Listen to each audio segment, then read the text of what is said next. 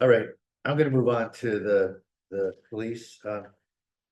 For what it's worth, I actually came out pretty close to the team's numbers. I don't know if it's Mr. Gartz or others, but I came out pretty close on police. I, for one, am satisfied. I've shared that with council colleagues as we've discussed different items. But I was curious about the police, although maybe I shouldn't be satisfied, maybe I have wrong data there as well. I don't know. I'm just gonna go with police, O&E, other expenses.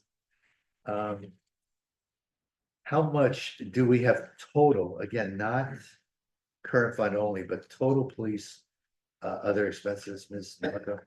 You know, 134,550. 134, Was in 2023. Yep. 2024 is 151,200.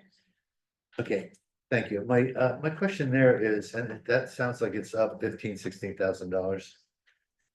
Correct. Increases include more allocation for special events, storms, and Okay, yeah.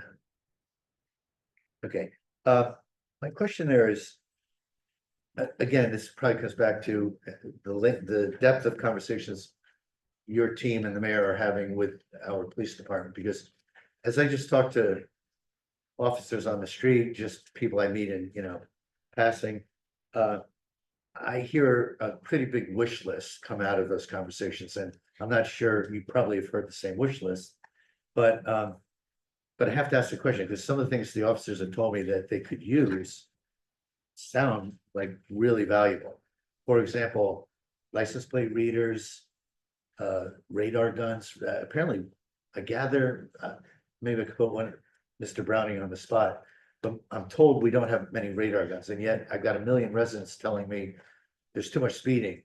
And when I heard we didn't have enough radar guns, I thought that's crazy. And then on these license plate reader devices, I'm told, they scan a license plate as the car's driving by, and it tells if there's outstanding warrants, if there's fines, if there's whatever.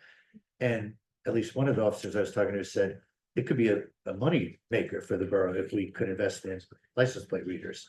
I've also been told, I don't know the details of this, perhaps you guys do, that some of our squad cars could use computers. And when I asked roughly what costs, people don't know, of course, but it sounded like to do all this outfitting, it might be 3,000 or 4,000, I don't know, but 2,000 or 3,000, 3,000 or 4,000 a car for, if 5 cars, it's $15,000. So I'm throwing that out there to say, did we consider this, and can we be investing a little bit more in some of this particular equipment? I can say that we've had many conversations with Chief Arnold about this.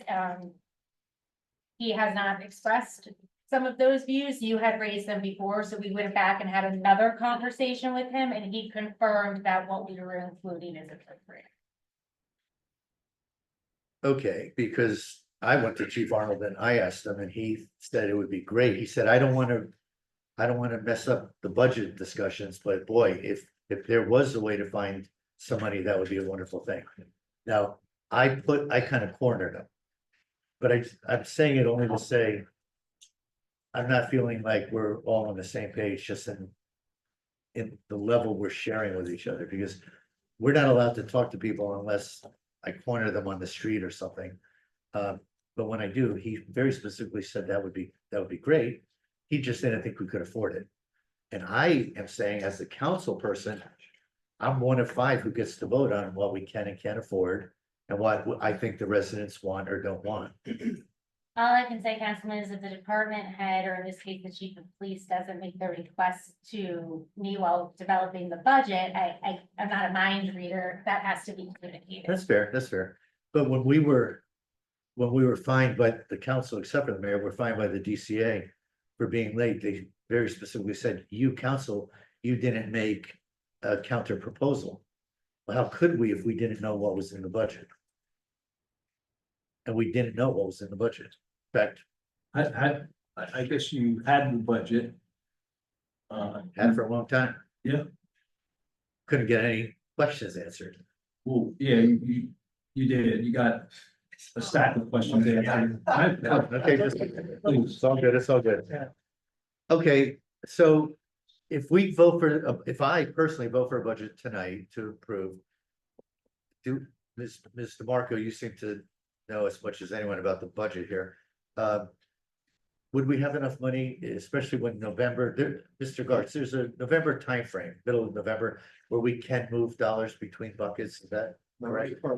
November 1st. So let me ask you from a technical standpoint. If we agree to the budget in its entirety tonight, but if we, as a council, talk with the mayor, the business administrator, and we say, we'd like to spend an extra 15,000 on the police, or we might need another 50,000 for DPW salaries and wages. Is that the type of thing, if we're talking less than 100,000, 50,000 maybe, is that the type of thing we might be able to move one bucket to another November 1st? If we could find it available in another bucket, yes. And you know, we're replenishing surplus above That every, doesn't come into play on this conversation.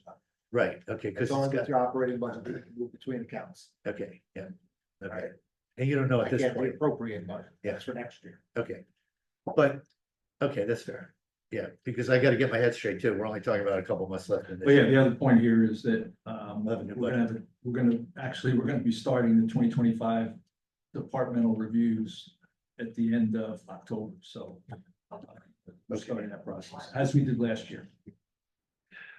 Okay, Quiet, please. okay, I am good for now, I think.